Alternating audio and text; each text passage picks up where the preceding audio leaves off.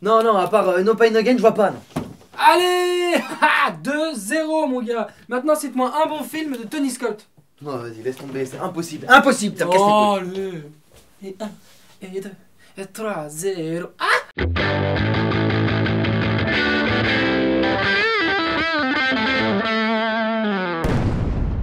Salut à tous! L'actu ciné cette semaine, c'est un biopic sur James Brown, un nouveau biopic sur Saint-Laurent, une brève de comptoir et un thriller sur l'amnésie. Putain, que des films mémorables. Comme ton humour. La suite! Mon humour est mémorable. Je Oui. t'emmerde. Get on Up. Quand un biopic obéit scrupuleusement au code du biopic, ça donne Get on Up, film musical consacré à James Brown, illustre parrain de la soul. Tous les ingrédients sont ainsi réunis pour satisfaire les fans du musicien, chanteur, auteur-compositeur, danseur et producteur qui auraient fait l'impasse sur sa biographie, mais aussi les néophytes qui n'auraient pas chez eux l'énième compilation du maître de la funk. Get on Up. Non mais... Mais quoi? Oh mon pauvre. La suite. En effet, que ce soit dans l'exhaustivité biographique du Godfather of Soul et la succession de ses tubes qui rythment et ponctuent cette dernière, Get On Up ne fait jamais d'impasse. Get On Up ne fait surtout pas d'impasse sur la mise en scène, parfois routinière, mais souvent dynamique, à l'image de la narration complètement déstructurée par l'usage des ellipses.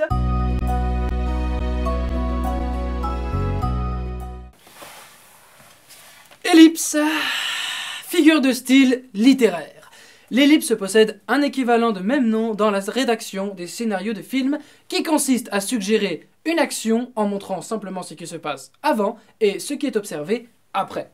L'ellipse est ainsi utile pour ne pas exposer les actions qui n'apportent rien à la narration, pour éluder la caractérisation d'un personnage ou pour simplifier la trame scénaristique. Voilà.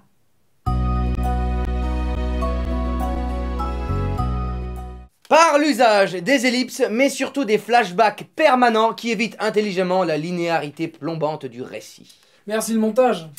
Get On Up est donc un bon divertissement pour ceux qui voudraient redécouvrir James Brown, ou ceux qui aspireraient à connaître autre chose que le titre éponyme. Henri, c'est Get On Up.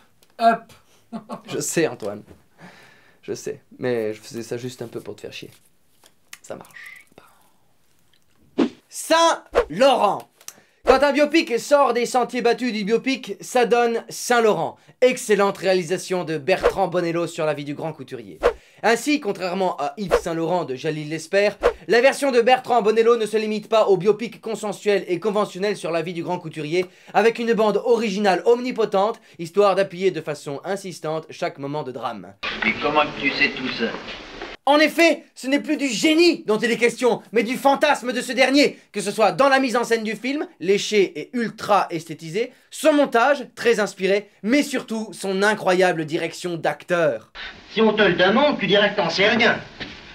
Une mise en scène de génie, donc, riche en idées qui caractérisent efficacement les moments de rêverie, de fantasme ou de folie du couturier, qui se transforment au fur et à mesure en fantômes. Un montage qui rappelle en permanence l'inspiration débordante de Saint-Laurent, à l'image des split screens façon Mondrian, qui rappellent son plus beau coup de génie dans la mode du XXe siècle. Et un casting d'acteurs pantins merveilleusement articulé, qui cristallise toutes les folles idées du réalisateur de l'Apollonide, avec quelques fulgurances, telles que le jeu de Louis Garrel, qui joue le dandy à la perfection. Dandy Crash. Le Saint-Laurent version Bertrand Bonello dépasse donc haut la main le Yves Saint-Laurent de Jalil Lesper dans un excellent film qui réconciliera sans aucun doute un public averti avec un genre souvent proche du pré-mâché scénaristique. Oh, parti comme ça, on va sûrement se taper un troisième Saint-Laurent. Hein. Un troisième Saint-Laurent. Allô Pierre? Oui, c'est ton Yves à l'appareil. Je veux savoir où est Jacques. Dis-moi où il est. Tu ne veux pas m'aider à le retrouver? Mais je me débrouillerai sans toi. J'y arriverai tout seul. Pas gentil. Ou encore, je ne sais pas comment lui dire que je l'aime à la folie. Oui, je l'aime au plus profond de mon âme. Plus que Pierre même.